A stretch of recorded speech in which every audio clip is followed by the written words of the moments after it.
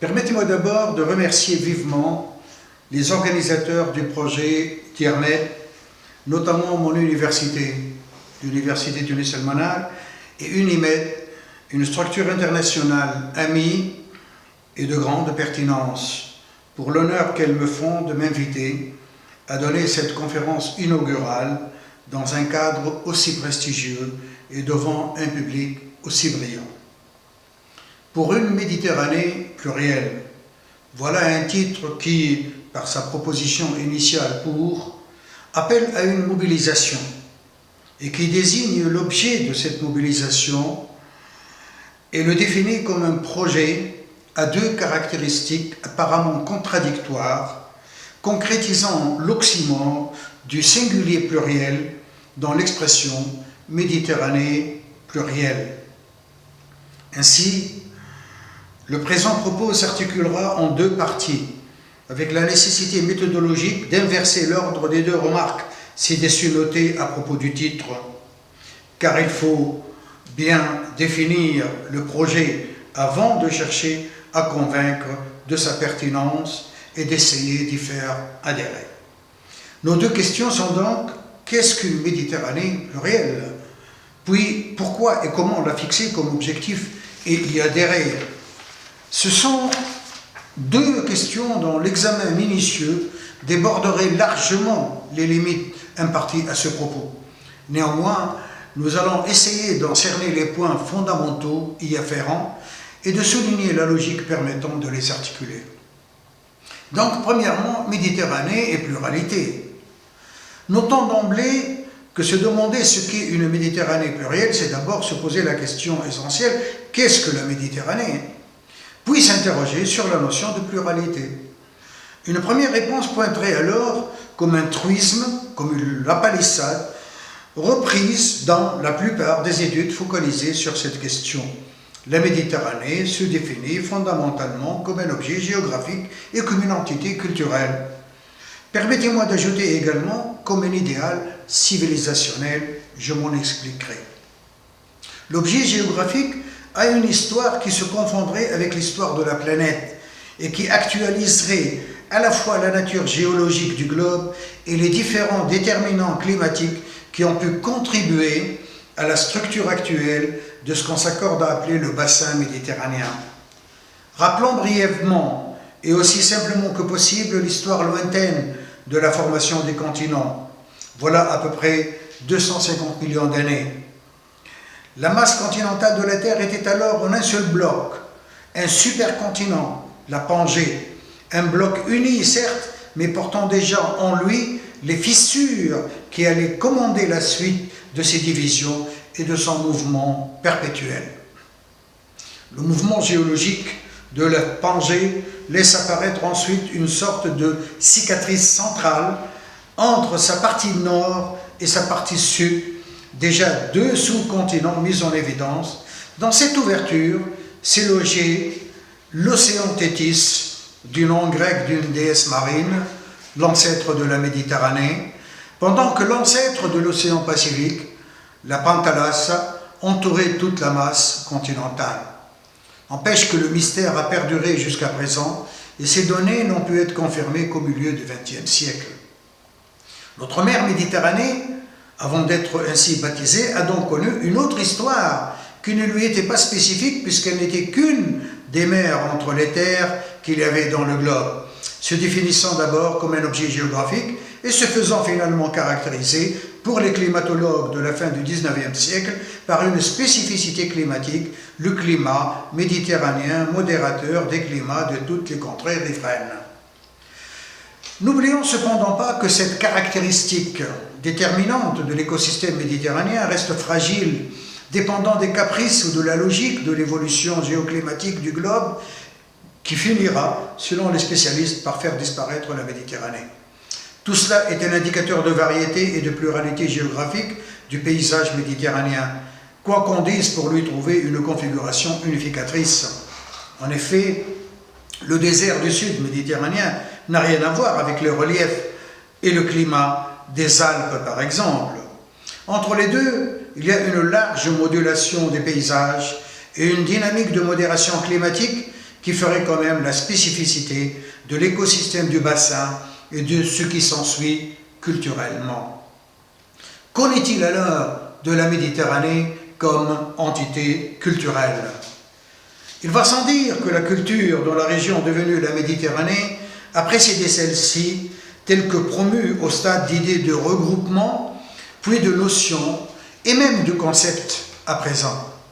Est-ce une méprise d'oser affirmer que la culture est congénitale de l'humanité, abstraction faite des recherches, voulant savoir s'il y a de la culture chez l'espèce animale? Peut-être pas. Il y avait ainsi plusieurs cultures, chaque peuple avec la sienne, et parfois plus d'une pour un même peuple. Autrement dit, le pluriel culturel est antérieur à la notion même de Méditerranée. D'aucuns pensent qu'on pourrait le rattacher au mythe de Babel, en deçà même ou au-delà, selon la perspective chronologique ou celle de la rétrospection historique, du royaume de Hammurabi, XVIIIe siècle avant Jésus-Christ. Ils iraient plutôt jusqu'à Nemrod, le petit-fils de Noé, plus de 22 siècles avant Jésus-Christ, même si ce personnage reste encore un être hypothétique. De leur point de vue, l'essentiel est de relier la culture au déluge et à la tour de Babel, surtout que le royaume néo-babylonien s'est étendu jusqu'à tout le flanc est de la Méditerranée, en l'occurrence le Moyen-Orient, et y a dominé jusqu'au VIe siècle avant Jésus-Christ, un siècle dont l'apport fondateur en matière culturelle n'est plus à prouver. Tout cela mériterait une plus ample réflexion touchant à toute la littérature inspirée de ce mythe et conduisant surtout, à notre avis, à la vision qu'en donne l'importante nouvelle de Jorge Luis Borges, La Bibliothèque de Babel, dans son recueil Fiction 1941. D'une certaine façon, cette bibliothèque est une intelligente allégorie de la notion même de culture. S'il est donc difficile de procéder à une historisation de la culture, la question serait de savoir si la naissance ou la constitution d'une entité culturelle cohérente est la résultante d'un pluralisme culturel convergent ou si elle est une construction de l'esprit prise comme base et moteur d'une dynamique de convergence et agissant sur un pluriel divers pour le conduire vers une configuration unificatrice. Cette dynamique cultiverait ainsi une conscience d'unité en cohérence avec l'écosystème où l'on vit, se meut et se meurt. Dans un article déjà cité, L'invention de la Méditerranée, Anne Ruel affirme que cette Méditerranée dont nous parlons sans cesse est un produit récent de notre vision du monde, c'est-à-dire vers le début du XIXe siècle. Les peuples de la région ont donc longtemps, très longtemps, vécu dans et avec la Méditerranée sans une conscience d'appartenance méditerranéenne. On était chez soi, dans sa tribu, dans son pays, dans son empire, dans ses mouvements migratoires, dans ses contacts divers avec autrui, mais on n'était pas méditerranéen. Tout ce temps qui nous séparait de l'époque contemporaine, était-on dans une Méditerranée plurielle? Le plus logique, c'est qu'on était dans un pluriel épars, chacun pour soi, et le plus souvent contre les autres. L'histoire est là pour en donner mille épreuves. Petit à petit, cette mer devenait le chemin du commerce et celui des guerres de conquête, mais elle était différemment perçue et même différemment nommée. Grande mer ou mer salée pour les Juifs, mer des Romains pour les musulmans arabes, mer blanche pour les Turcs, mer verte pour les Égyptiens. L'entité méditerranéenne n'était pas encore née. Faut-il faire remonter ces germes à la célèbre citation romaine « la Mare Nostrum » ? Ce serait grave à mon sens, car cela inscrirait l'idée de Méditerranée comme valeur dans la logique coloniale, dont la consécration historique me paraît coïncider avec la domination totale et absolue du bassin par l'Empire romain, fièrement dressé sur les cendres de Carthage au IIe siècle avant Jésus-Christ. La Mare Nostrum est un cri de possession exclusive et de domination inflexible, et non un slogan de partage et de communauté. Il s'accommoderait mal avec notre espoir d'un humanisme méditerranéen. Deuxièmement, la quête d'une Méditerranée plurielle. On l'a compris, j'espère, la notion de pluralité est première. Elle est tout autant dans la géophysique que dans le culturel. Mais ce qu'une pensée de la Méditerranée, ou pour moi de la méditerranéité, chercherait à faire valoir, c'est plutôt ce singulier pluriel, paradoxal et non moins salutaire, cette Méditerranée une et plurielle à la fois. Précisons d'abord que l'adjectif pluriel, hors l'usage grammatical, désigne ce qui peut être analysé à différents niveaux, de plusieurs points de vue. Notons aussi que par opposition à la société totalitaire, il désigne une société dite société plurielle, c'est-à-dire une société caractérisée par des individus aux idées politiques différentes. L'idée de pluralité rejoint ici celle de diversité, très à la mode au moins depuis un quart de siècle. Elle actualiserait alors l'idée de médiation, de modération et d'attitude ou de nature médiane, comme on parle d'une mer médiane, le sens premier de Méditerranée. De ce fait, penser une Méditerranée plurielle, c'est s'inscrire dans une vision intellectuelle du monde, dans une philosophie des rapports entre les êtres et les sociétés, en vue d'une certaine conception de ce qu'on désigne couramment par le vivre ensemble. Mais dire pour une Méditerranée plurielle, c'est déjà s'associer et participer de et à une cause, un mouvement politique. C'est agir en vue d'un projet à concrétiser. Ces deux niveaux se retrouvent dans les deux définitions ci-dessus rappelées de l'adjectif pluriel. Il est évident que les deux niveaux finissent par se croiser jusqu'à se superposer, mais il est important de le distinguer dans le présent propos pour séparer méthodologiquement ce qui est intellectuel de ce qui relève particulièrement de la praxis politique. Ne nous attardons pas trop dans ce propos sur l'action politique pour une Méditerranée plurielle, tellement les résultats sont pratiquement imperceptibles, sauf en tant que spectacle ou que monstration. Peut-être cela est-il dû également à une insuffisance de la démonstration intellectuelle et à un certain flou couvrant les notions et les concepts employés. Œuvrant et réfléchissant dans la perspective d'un projet économico-politique, Élisée Reclus a réussi au début du XXe siècle à rehausser la notion inconstante de Méditerranée avec un petit m au niveau d'un concept concrétisé par la majuscule à l'initiale du nom, Méditerranée, et la définition comme une patrie du peuple méditerranéen. En mon humble avis, ce qu'il importe de retenir le plus du travail d'Élisée Reclus, c'est l'idée de Méditerranée comme valeur, comme le souligne d'ailleurs Anne Ruel dans son article précédemment cité.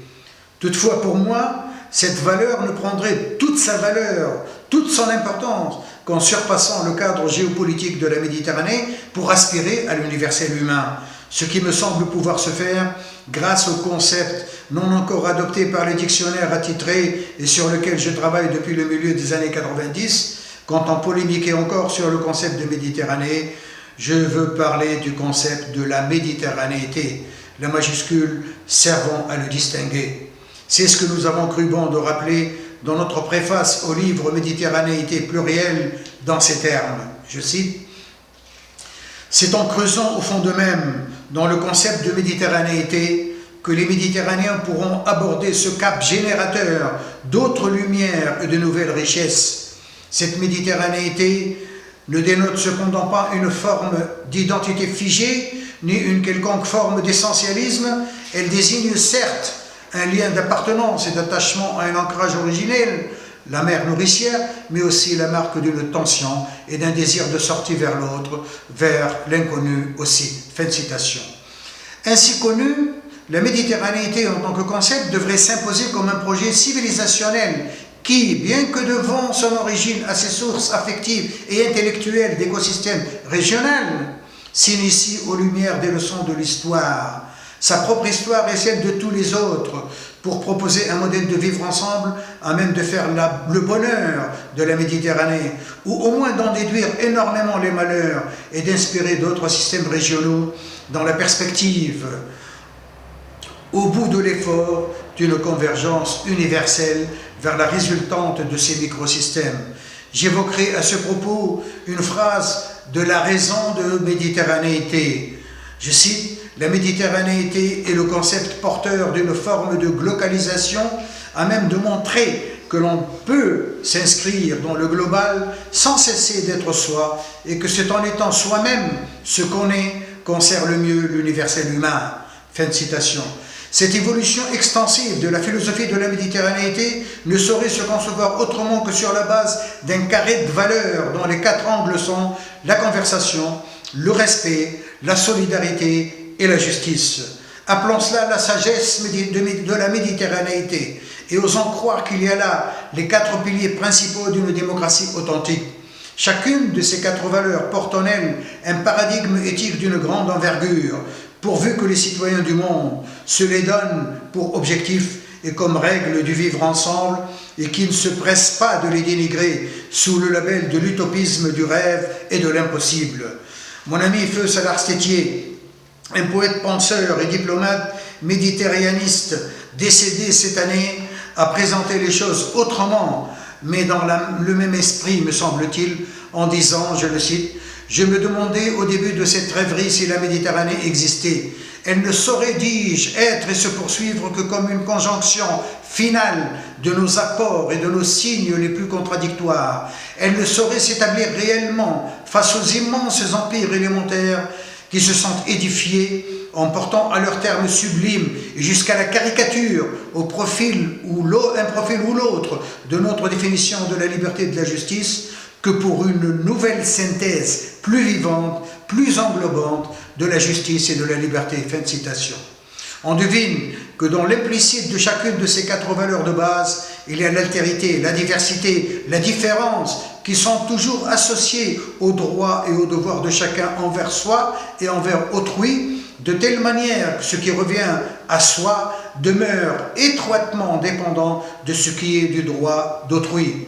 C'est cela le singulier pluriel, faisant de l'individu son propre représentant dans tout échange, mais aussi, voire d'abord, le bon représentant d'autrui en la présence ou en l'absence de celui-ci. Un dur labeur, certes, de reconstruire le monde sur cette base, d'où l'intérêt d'y travailler à différents niveaux structurels, depuis la famille jusqu'à la communauté cosmique, et d'œuvrer surtout à ne pas tomber dans le piège de ce qu'Amin Maalouf appelle les identités meurtrières. À la base, il y a toujours la famille et l'école, mais dans la continuité logique du processus et dans sa dynamique extensive, il y aura la société à différentes échelles, associations, organisations, communautés locales et nationales, communautés internationales et différentes configurations. La Méditerranée y faisant figure de modèle initiateur et de modérateur intermédiaire. Il y aura surtout la mise effective sous le contrôle citoyen de toutes les institutions et les instances étatiques pour leur éviter tout dérapage et toute manipulation. On le voit bien, le glissement de l'intellectuel vers le politique est inévitable, mais il se ferait ici dans le sens d'une réhabilitation de la raison pour une politique de l'intelligence humaniste et non pour une exploitation d'une certaine intelligence déformée comme une raison du politique. Ajoutons que dans cette perspective, il n'est nullement question de revendiquer le pouvoir pour une quelconque catégorie d'intellectuels, sans d'ailleurs en diminuer le mérite, les philosophes, les poètes ou les exégètes. Il est plutôt question de s'organiser de façon à tirer profit de toute part d'intelligence que tout citoyen pourrait faire valoir pour le bien commun, justement partagé. C'est ce que nous appelons dans un nouveau concept et un nouveau champ initié en 2012 à l'université Tunis El Manar et dans la perspective d'une relecture de la pensée socratique, l'esprit de conversation pour une société de conversation supposée être la société démocratique.